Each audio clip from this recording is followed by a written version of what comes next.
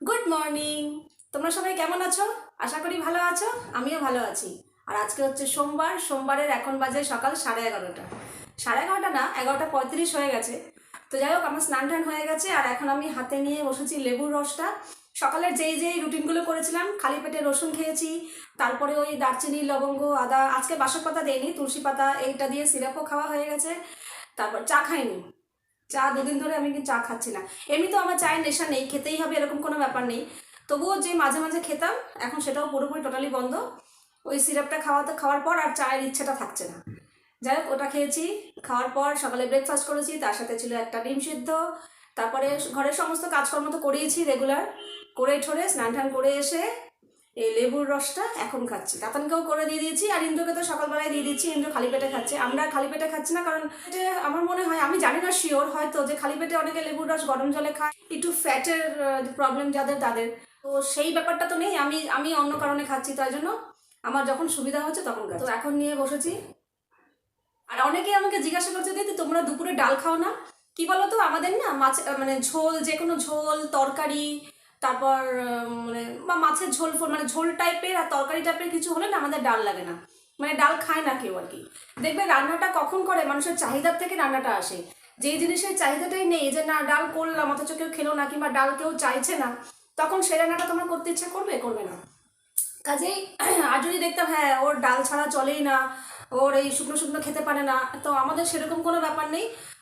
শুকনো, ভেজা, ঝোল, মাখা মাখা সব রকমই আমরা খেতে পারি সবাই, কারোরই কোনো প্রবলেম হয় না। তো ঝোল, তরকারি এইসব টাইপের জিনিস করলে আমার ডাল করার প্রয়োজন পড়ে না, তাই করি না।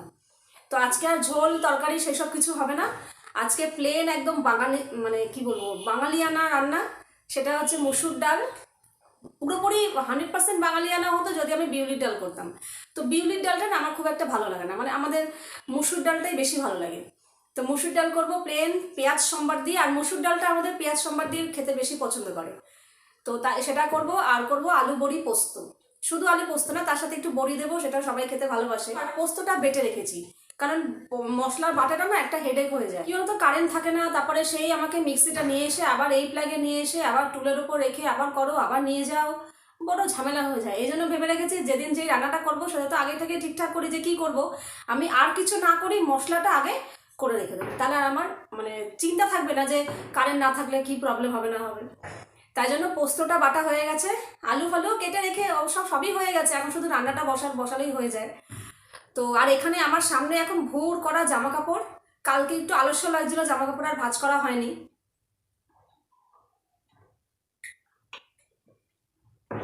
কি বলতো, রোজ রোজ না একরকম ভাবে সিস্টেমাইজ কাজ।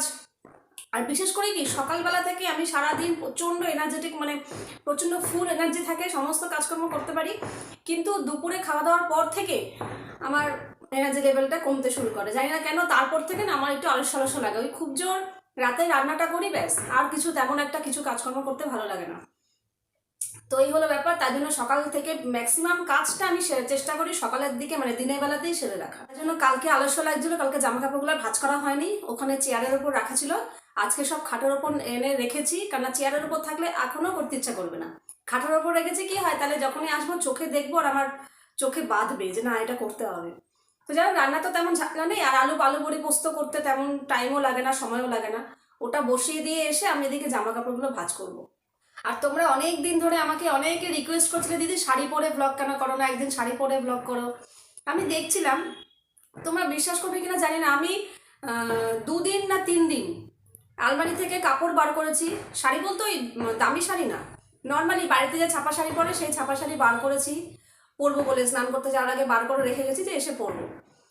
স্নান টান করে এসেছি, যেই শাড়িটা হাতে নিয়েছি, নিয়ে আবার আলমারি খুলে ভেতরে ঢুকিয়ে রেখে দিয়েছি। কি বলতো, জানি না তোমরা আমার এই কথাগুলোকে কিভাবে নেবে, কিন্তু আমার যেটা হয় আমি সেটাই তোমাদের বলছি। শাড়ি পরে আমি একদম কমফোর্টেবল না, একদমই না। মানে আমি কি বলবো, সারাদিন দৌড়াদৌড়ি যা কাজ দেবে আমি সমস্ত কিছু করে নেব হাসি মুখে, কোনো প্রবলেম নেই আমার, কিন্তু শাড়ি পরে আমি কোনো কাজ করতে পারি না। মানে শাড়ি পরে আমি একদমই কমফোর্টেবল না।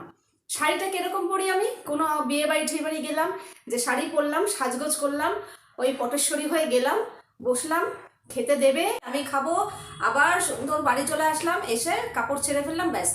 ওই সময়ের জন্য, মানে ওরকম সিচুয়েশনের জন্য আমার কাছে শাড়ি ঠিক আছে। এছাড়া শাড়ি পরে কাজকর্ম তো ভাবাই, মানে কি বলবো, আমি ভাবতেই পারি না শাড়ি পরে যে কাজকর্ম করবো। শ্বশুরবাড়ির দিক থেকে যদি কোনো অনুষ্ঠান বাড়ি থাকে, মানে বিয়ে বাড়ি ছাড়া অনেক সময় হয় না, পুজো কিংবা এমনি নিমন্ত্রণ কিংবা অন্য কোনো কাজে, তো তখন আমি শাড়ি পরে যাই। কিন্তু বাপের বাড়ির দিক থেকে যদি কোনো আত্মীয়র কোনো রকম নিমন্ত্রণ আসে কিংবা কোনো অকেশন আসে, তখনও আমি শাড়ি পরি না, কুর্তি কিংবা অন্য ড্রেস ট্রেস এইসব পরে যাই। শাড়ি আমার পরতে খুব একটা কমফোর্টেবল না। হ্যাঁ, বিয়ে বাড়ি পরলে তাহলে সে বাপের বাড়ি হোক, শ্বশুর বাড়ি হোক, যে বাড়ি হোক, আমি শাড়ি পরেই যাই। আমার এখন 12 বছর, 13.5 বছর চলছে আমার বিয়ে হয়ে গেছে রানিং। সেই যে বিয়ের সময় দেয় না আমার বাপের বাড়ি থেকে ছাপা শাড়ি যে বাড়িতে পরার জন্য, তো সেই ছাপা শাড়ি আমার এখনো পুরো নতুন ধরা আছে। মানে গুনে গুনে 10 থেকে 12 দিন পরেছে কিনা সন্দেহ, এখনো পুরো নতুন ধরা আছে। বিয়ের পর দিয়ে তো শাড়ি পরতে হয় কয়েকদিন, তো সেই বাড়িতে শাড়ি পরেছি। তারপর যেই শ্বশুর শাশুড়ি মা বুঝলো যে হ্যাঁ শাড়ি পরে তো অসুবিধা হচ্ছে, আর এই শ্বশুর বাড়িতেও কোনোদিন কোনো রকম ওরকম বাধ্যবাধকতা ছিল না যে তোমাকে শাড়ি পরেই থাকতে হবে, তুমি যেটাতে কমফোর্টেবল থাকো সেটাই পরো, কোনো অসুবিধা নেই। তো কদিন পরেই আমাকে শ্বশুরমশাই নাইটি কিনে এনে দিয়েছে, নাও তুমি নাইটি পরো, তোমাকে শাড়ি পরতে হবে না, লোকজন এলে কিংবা কোথাও গেলে তখন শাড়ি পরো। ব্যাস, এমনিতেই তো পরতে চাই না, তার মধ্যে আবার একদম সোনায় সোহাগা, একদম সুযোগের সদ্ব্যবহার, শাড়ি একদম বাতিল। তারপর থেকে নাইটি পরা শুরু হলো। এত অ্যালার্জি বলতে পারো, শাড়ি পরে কাজকর্ম তো ভাবাই যায় না। তার মধ্যে এখন যা গরম, মানে ভ্যাপসানি গরম, ঠান্ডা পড়ুক তখন আবার ভাববো। তোমরা যারা শাড়ি পরার রিকোয়েস্ট করেছো, তো তোমরা প্লিজ কিছু মনে করো না, কারণ শাড়ি পরে না আমার খুব কষ্ট হবে। এই গরমের মধ্যে যখন নাইটি পরেছি তাই ঘেমে তত্তরিয়ে ঘামছি, এত আমার কষ্ট হয়। তো শাড়ি পরে তো আরও কষ্ট হবে কাজকর্ম করতে। তো চলো, অনেক কথা বলে ফেললাম, এবার রান্নাঘরে যাওয়া যাক, রান্নাবান্না বসাতে হবে, চলো। তো চলে এসেছি রান্নাঘরে, এদিকে ভাত হয়ে গেছে, ভাত উপর দিয়ে দিয়েছি, আর এদিকে বসিয়েছি ডাল সিদ্ধ। এর আগের দিন তোমরা আমাকে একজন জিজ্ঞাসা করছিলে যে মুসুর ডাল পেঁয়াজ দিয়ে কী করে করলে একটু দেখাও। কোনো ব্যাপার না, একদম সোজা। মুসুর ডালটা সেদ্ধ হয়ে গেছে, আমি এর মধ্যে নুন, হলুদ আর কাঁচা লঙ্কা এখন দিয়ে দিয়েছি। দিয়ে ওই হলুদের কাঁচা গন্ধটা জাস্ট একটু যাবে, তারপরে আমি কড়াইতে অল্প একটু 2 চামচের মতো, অল্প একটু না, মানে পেঁয়াজ কেটে নেবো, একটা লম্বা করে পেঁয়াজ কেটে নেবো, মিডিয়াম সাইজের একটা পেঁয়াজ নেব। সেই পেঁয়াজটা ভাজা যেটুকু তেল লাগে আর কি, ওই তেলের মধ্যে জিরে আর শুকনো লঙ্কা, মানে সাদা জিরে আর শুকনো লঙ্কা ফোড়ন দেবো। দিয়ে পেঁয়াজটা জাস্ট একটু ভাজা করবো, হালকা লালচে হবে, একদম কড়া না। লালচে হয়ে যাওয়ার পর ডালটা ঢেলে দেবো, ব্যাস। এইভাবেই করি, আর এইভাবে ডালটা করলে গরম গরম এই মসুর ডালটা খেতে ব্যাপক লাগে। আর করবো আলু বড়ি পোস্ত। তো দেখো, আলু এইভাবে কেটে নিয়েছি, এই যে এরকমভাবে আলু কেটে নিয়েছি, আলু ধোয়াও হয়ে গেছে। আর এদিকে কয়েকটা বড়ি বার করে নিয়েছি, এই কটা বড়ি দেবো। আর এখানে পোস্ত আর কাঁচা লঙ্কা বেটেছি, আর 2টো কাঁচা লঙ্কা এক্সট্রা দিয়েছি যদি ঝাল কম হয় তো বলে খাওয়া যায়। তো এই আলু বড়ি পোস্ত একদম ইজি। আগে বড়িটা ভেজে তুলে রাখবো, তারপর কালো জিরে ফোড়ন দিয়ে আলুটা ভাজা করবো, সর্ষের তেলে অবশ্যই ভাজা করে তারপর পোস্তটা দিয়ে দেবো। পোস্ত দিয়ে নাড়াচাড়া করে পোস্তটা সহ একটু ভাজা করে অল্প জল দেবো, বেশি না, জাস্ট অল্প একটু জল দেবো, যেটুকু আলুটা সেদ্ধ হওয়ার মতো। দিয়ে বড়িগুলো দিয়ে দেবো, দিয়ে নাড়াচাড়া করে চাপা দিয়ে রাখবো যতক্ষণ আলু সেদ্ধ হওয়ার মতো। আলু সেদ্ধ হয়ে যাবে, তারপর আর একটু মাখা করে দেবো, ব্যাস, আলু বড়ি পোস্ত রেডি। আর নুন, হলুদ আর অল্প একটু মিষ্টি দিলে দিতে পারো, না দিতে পারো, কোনো ব্যাপার না। এই হবে আজকে আমার রান্না। তাহলে চলো। আর এখানে আজকে সকালে আলু ভেজেছিলাম, এই কড়াইতেই রান্না করবো।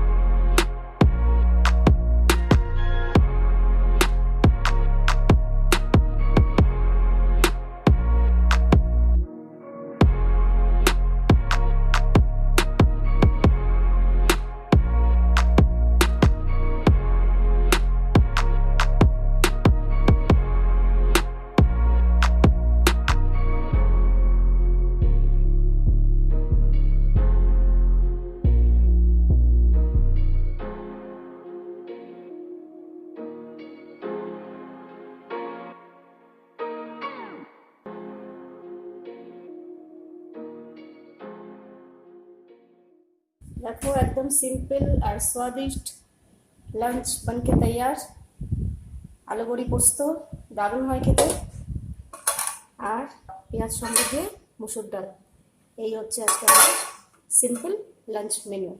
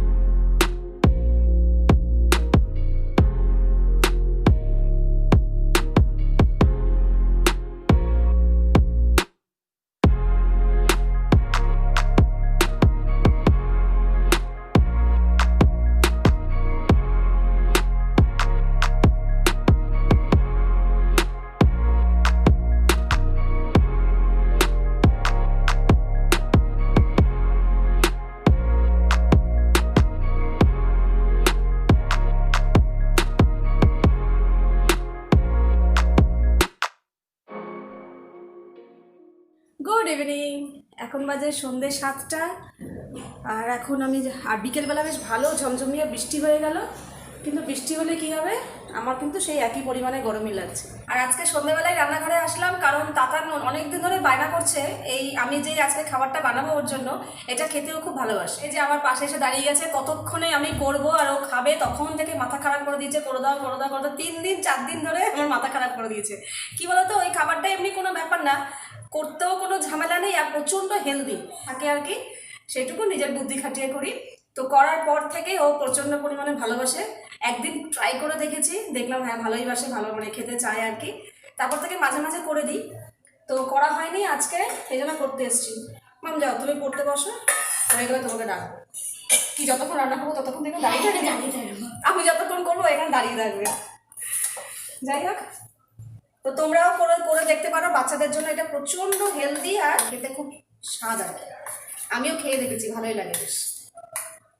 তো দেখো এইখানে সুজি আর টক দই ভিজিয়ে রেখেছিলাম, প্রায় 15-20 মিনিট হয়ে গেছে, মোটামুটি 10 মিনিট ভেজালেও হয়, কিন্তু আমি এটা ভিজিয়ে একটু রেডি ফেডি হলাম, ফ্রেশ হলাম। তো এখানে আমি ছোট করেই করব, বেশি বড় করে করব না, শুধু ওর মতোই করব।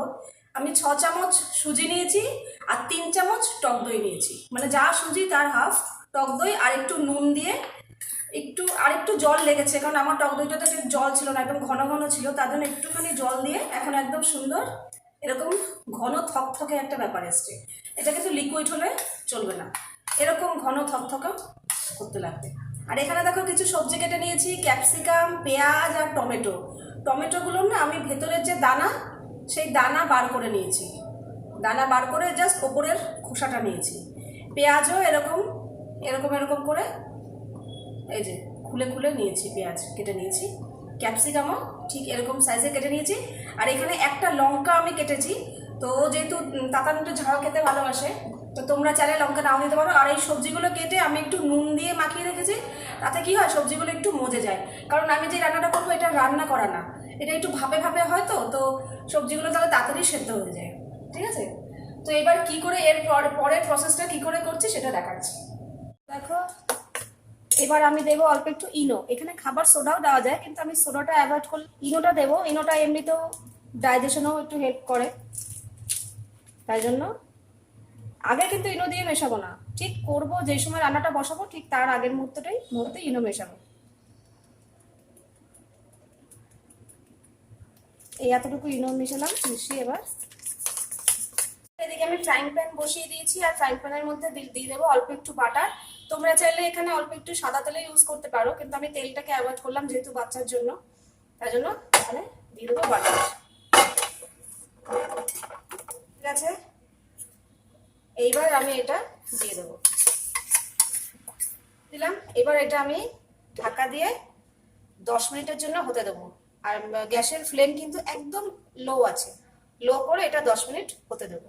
তো দেখো 10 মিনিট পুরোপুরি হয়নি, মোটামুটি 7-8 মিনিট হয়েছে, মনে হলো এটা হয়ে গেছে, তাই জন্য আমি ঢাকা তুলে দিলাম। এবার আমি এটাকে উল্টে দেবো,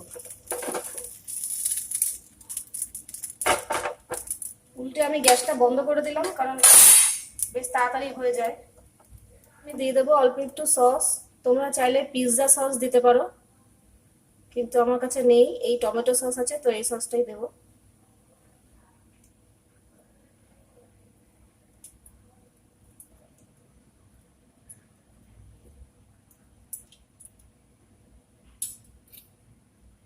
পুরো সস মাখিয়ে নিয়েছি। এবার এর মধ্যে দেব অল্প একটু গ্রেট করা রসুন। রসুন দিলে না একটু ফ্লেভারটা বেশ ভালো হয়। এবার আমি যে সবজিগুলো কেটে রেখেছিলাম এগুলো সুন্দর করে সাজিয়ে দিয়ে পরপর সাজিয়ে সাজিয়ে দিয়ে দেবো। তো এটা সাজানো হয়ে গেছে। এবার আমি এর উপর দিয়ে দিয়ে দেবো নুন। এবার দেবো গোলমরিচ। এবার তোমরা চাইলে এখানে চিজ, ইস্ট, পিৎজাতে যা যা দেয় সেগুলো দিতে পারো, কিন্তু আমি আর কিচ্ছু দেবো না, নর্মালি এটাই। এবার এইভাবেই ঢেকে রাখবো অন্তত 10 থেকে 15 মিনিট। গ্যাসটাও এবার জ্বালিয়ে দেবো, জ্বালিয়ে একদম লো ফ্লেমে 15 মিনিট এটাকে হতে দেবো। দেখো 15 মিনিট হয়ে গেছে আর সবজিগুলো একদম সুন্দর হয়ে গেছে, একদম সফট হয়ে গেছে। এবার এটাকে তুলে নেব।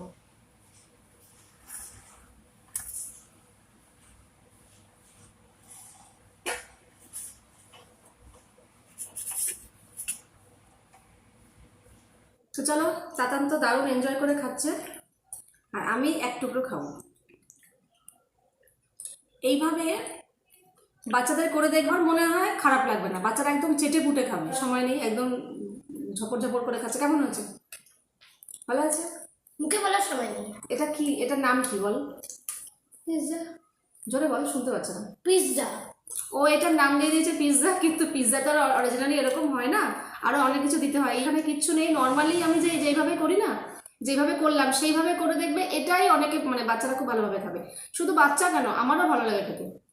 আমি যখনই ওর জন্য করি আমি তখনই তার থেকে এক টুকরো আমিও খাই, বেশ ভালোই লাগে। আর ওই রসুনটা দেওয়া হয় না, ওটার ফ্লেভারটা খুব সুন্দর বেরোয়। আর এটা প্রচণ্ড হেলদি, কোনো রকম তেল নেই, কিছু নেই। আর সুজি, টক দই এমনিতেও হেলদি, খুব ভালো হয়। আর সবজি আছে ভেজিটেবল। তো চলো তাতান খাক। আর এখন মোটামুটি 7:30 বেজে গেছে, 7:35 হয়ে গেছে। একটু এবারে বসবো, ও পড়ছিল ওর পড়ার ওখানে, তো 8টা নাগাদ আসবো রান্নাঘরে রাতে ডিনার বানাতে। আর আজকে দেখি ডিনার তেমন একটা কিছু করবো না, আজকে ভাত বসিয়ে দেবো, ডাল ভাত, আলু সেদ্ধ কিংবা যাই হোক, আলু ভেজে ফেলবো।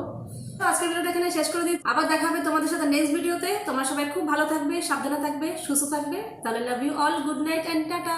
এখনই গুড নাইট বলে দিলাম সন্ধ্যাবেলা, কারণ আমার তো আজকে লাস্ট দেখা তোমাদের সাথে, আবার কালকে দেখা হবে। টাটা বলো। Pizza tata, pizza tata. Pizza tata. Tata.